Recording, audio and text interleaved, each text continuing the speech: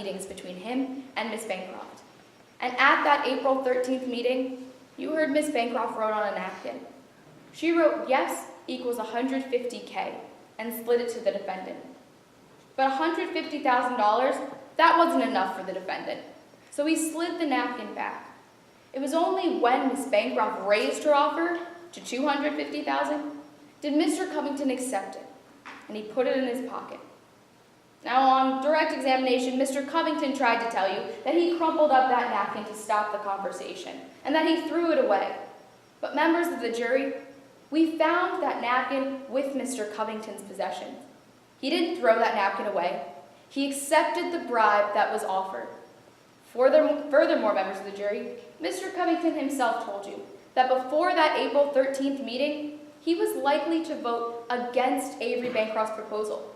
But that it was after that meeting, that it was after a bribe had been offered, that he suddenly saw the merits in Avery Bancroft's proposal. Members of the jury, a few days later on April 15th, 2015, you heard from a bellhop, Mr. Devin Del Sesto, who told you that he delivered a brand new black briefcase to Mr. Bancroft's office. Mr. Del Sesto told you it looked a lot like a black briefcase he had seen with Chase Covington the day before. Now, Ms. Hyde, Avery Bancroft's executive assistant, the defense's own witness, came before you, and she told you that she saw that new briefcase too. And that while it looked similar to Mr. Covington's old briefcase, Mr. Covington's older briefcase was beat up. It was clearly in bad shape, but that the one she saw her boss with was much newer. She saw her boss over this briefcase. She saw him standing over this briefcase, stuffing $200,000 into it on April 16th, just moments before he went to meet with Mr. Covington. Now, Ms. Hyde told you that after her boss stuffed $200,000 into this briefcase, she picked up the briefcase and took it to the meeting where she was supposed to meet the defendant. Ms. Hyde told you that the defendant never showed up to that April 16th meeting. So Ms. Bancroft took the briefcase full of $200,000 and left the meeting. She met with Mr. Covington in the VIP room of the casino, in a spot that cameras didn't cover. Members of the jury, this briefcase that Ms. Bancroft had stuffed $200,000 in came into the VIP room with Ms. Bancroft and left with Chase Covington. The next day, on April 17th, 2015, Chase Covington deposited $200,000 into his bank account. Members of the jury, you have this bank statement in front of you. It was a cash deposit on April 17th, the day of the vote, the day that Mr. Covington gave Ms. Bancroft her second casino. Now, Mr. Covington tried to tell you that that was his briefcase he left with and that it had important documents in it. But members of the jury, this briefcase was collected from Mr. Covington. And this briefcase had Avery Bancroft's fingerprints on the latches and on the handle. Dr. Sikorsky, the forensic expert who analyzed the briefcase, told you that Mr. Covington's fingerprints were on the handle, but that Avery Bancroft's hair was inside of the briefcase. Now, members of the jury, Mr. Covington tried to explain away the forensic evidence by telling you that on the 19th, that he was arrested with a briefcase, and that as he was standing up, he picked up a briefcase while he was sitting next to Miss Bancroft, and that it must have been Miss Bancroft's briefcase that they confiscated from him.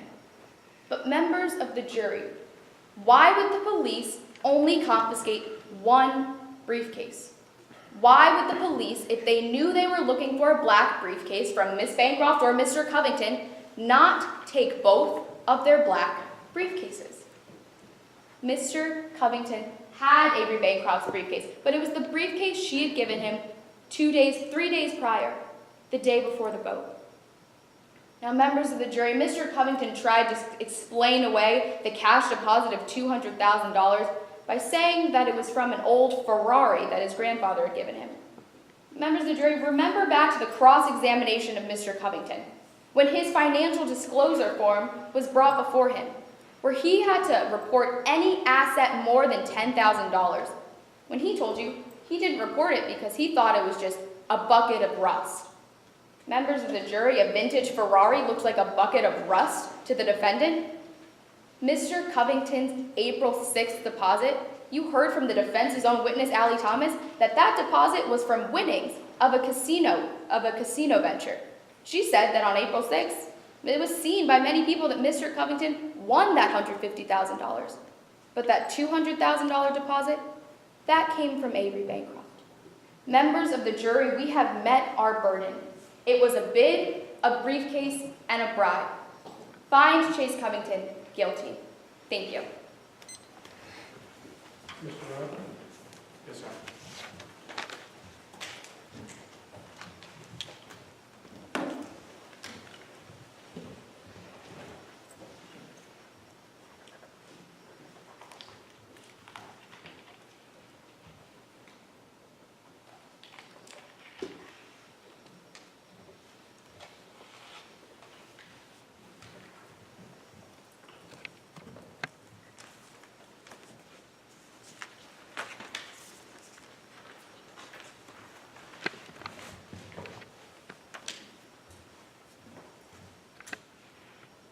When you're ready.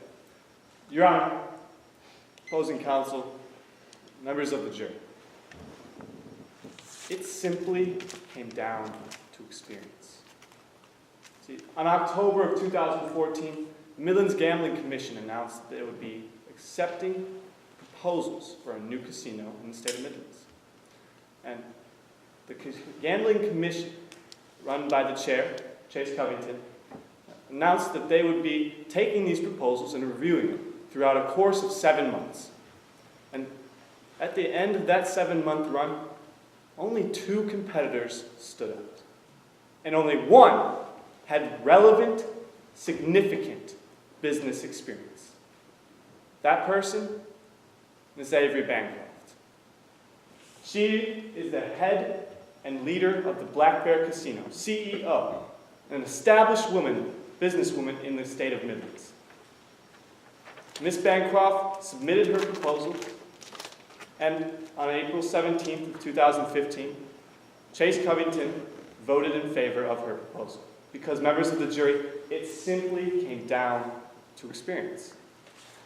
Now, the state came before you today and they tried to tell you a tale that they alleged conspiracy, a fantasy, and members of the jury, ultimately, something that they cannot prove.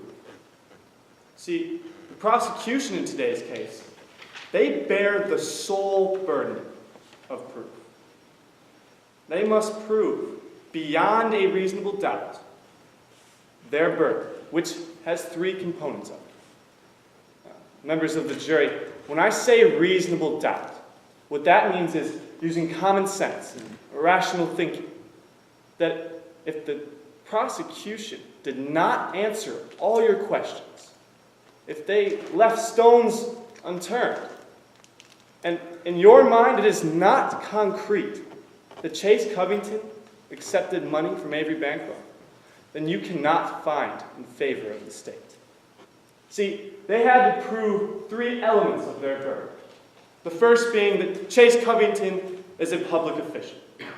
Members of the jury, that is something we do not contest. See, Chase Covington, throughout today's trial, showed you that he is the chair of the Gambling Commission. That is a public official position. That is something we do not contest. But the other 2 points have been contested. Members of the jury, secondly, they had to prove that Chase Covington received something of value in exchange for his vote. And third, they had to prove that Chase Covington had the intent to be influenced for his vote. Members of the jury, the evidence brought out throughout today's trial did not support that theory. Today we showed you this by calling 3 witnesses. We called Corey Hyde to the stand. And Ms. Hyde showed you that Avery Bancroft was an upstanding businesswoman. She is the Black Bear Casino owner, and she was going to submit a proposal for a second casino in the state of Midlands. Now, members of the jury, I want to make something very clear for you. It does not matter what Avery Bancroft wanted. Avery Bancroft is not on trial today. It only matters what Chase Covington wanted. See, the prosecution did a very good job of showing that Avery Bancroft may in fact wanted to bribe Chase Covington. But it only matters what Chase Covington wanted and what he did. Now, Corey Hyde talked about a briefcase that she saw Miss Bancroft stuffing $200,000 into. And members of the jury, she didn't tell you that Chase Covington asked for $200,000. She didn't tell you that Chase Covington, in fact, took that $200,000 being put into the briefcase. Only that Avery Bancroft had put this $200,000 in the briefcase. Now, secondly, we called Ollie Thomas to the stand. Miss Thomas talked about her time in the VIP room in Avery Bancroft's Black Bear Casino. She showed you that on April 16th, Chase Covington did in fact sit down at the same table as Avery Bancroft. They both had briefcases that looked very similar. But members of the jury, did any witness come up here and tell you that they in fact saw those briefcases exchanged? No. Because when Avery Bancroft sat down at this seat and Chase Covington sat down at this seat, they were approximately a little more than an arm's length away, with their briefcases under the table. Ollie Thomas is a trained blackjack dealer at the Black Bear Casino, the most reputable, largest, and consistent casino in the state of Midlands. They don't hire just anyone. Ollie Thomas is very good at her job, trained to look for the most unusual things. That is why she noticed the briefcases. And when she said that she didn't think that they exchanged briefcases, it could be possible, very well. But she said she didn't see any awkward exchange between them. Lastly, we called Chase Covington. And Mr. Covington talked about his time as the gambling commission chair. It is his job to make sure that all casinos run under the acquired law. Now, he is not the only gambling commissioner, members of the jury. He's not the only one voting on this proposal. Because in fact, on April 17th, the day of the vote, he and another gambling commissioner voted for Avery Bancroft. Now, members of the jury, how does it make sense that just because Avery Bancroft tried to bribe Chase Covington, that is the sole reason that this vote came in Avery Bancroft's favor? See, Chase Covington talked about his bank statement. He received $155,000 in a first installment for something that he thought was trash. He's the gambling commissioner. He's not a car salesman. And when he received that money, he put it into his bank like anyone else would do. And when he received the second installment of $200,000, he put it into his bank like anyone else would do. Now, they brought forth a napkin. In this napkin it says $150,000, scratched out. Now, $250,000. Members of the jury, why was only $200,000 deposited into his bank account if he received $250,000 that Avery Bancroft wanted to give him? Avery Bancroft wrote on this napkin, not Chase Covington. Avery Bancroft offered this napkin to Chase Covington. Chase Covington came up here and told you himself that he didn't want this to go further. So he crumpled it up and threw it away. Now, the state came before you and said, well, why do we have it here in trial today? But they didn't tell you how it got here in trial today. If anything, Mickey Keenan went to the trash and picked it out himself. Members of the jury, this doesn't make sense. You want to know why? And that's because this vote simply came down to experience. Members of the jury, the prosecution didn't answer all the questions. The prosecution did leave stones unturned. Members of the jury, that is reasonable doubt. And that is why you cannot find with the state. Find Mr. Covington not guilty. Thank you.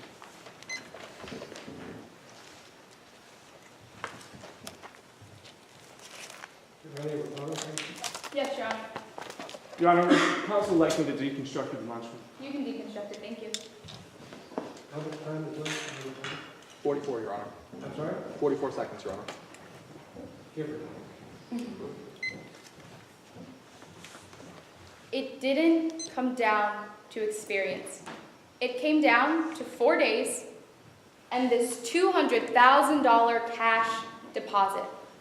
The only thing that changed in the 4 days from when Chase Covington admitted he wasn't going to vote for Avery Bancroft and the April 17th when he did vote for Avery Bancroft was the possession of a briefcase full of $200,000.